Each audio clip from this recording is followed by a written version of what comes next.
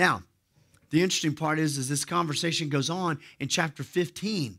And so if you're following along, chapter 15 of Genesis, and I'm going to look at, this is the second passage, and I'm going to look at a third passage in a second. Genesis 15:5, look at what he says there.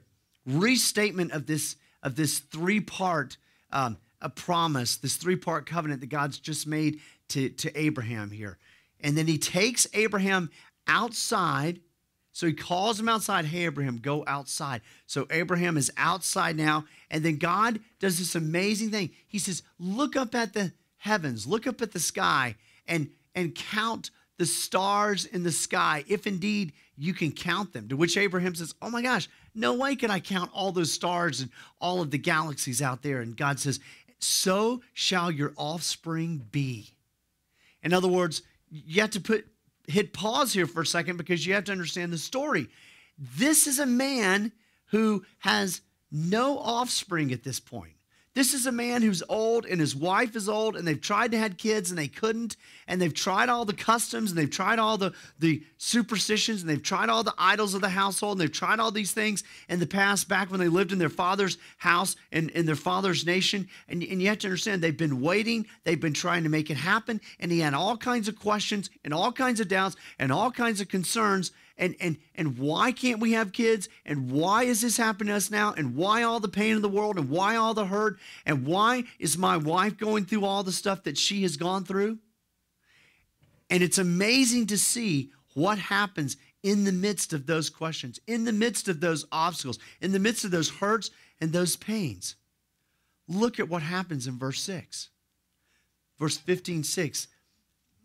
Abraham believed God. No, Abraham, you can't believe God. I mean, wait. You've got obstacles. You've got concerns. I mean, you want to understand why is there so much suffering and pain personally and in the world, and why your gig didn't work religiously, and why God's coming to you now, and what about in the future, and how's God going to make these descendants happen, and how will he make it work, and how can you work with all this stuff? No, you can't believe God. Abraham believed God, and it was reckoned to him, or it was credited to him as righteousness. Now, you have to understand something. This is amazing because at this point, there were no 10 commandments. There was no law. There was no regulations. There was no written book telling him who God is and what God wanted. This was just Abraham and God having a conversation. And so you have to understand that this is a phenomenal thing, that yes, Abraham had all of his questions, he had all of his objections, he had all of his concerns, and he still carried that on. Why 70, 80, 90 years and no child? Why is it there's all those suffering? Why do you come to me now? All those things that are questions. And yet it says that Abraham believed God, and it was credited to him as righteousness. In other words, Abraham believed God, and God, credited Abraham with righteousness. In other words, 0 was in the spiritual bank account of Abraham before this, right? This is an accounting term. He was bankrupt spiritually. He had no right standing before God. He had nothing to say, God, this is why I'm okay before you, right? And God comes. He says, Abraham, not because of what you've done great, not because of how good you are, not because of all your good works, not because of all the reasons why you could have done. I mean, all Abraham did was try to look up at the stars and count them, and he did a pathetic job. I mean, it was kind of not a big deal thing, and Abraham didn't do much. He didn't do anything.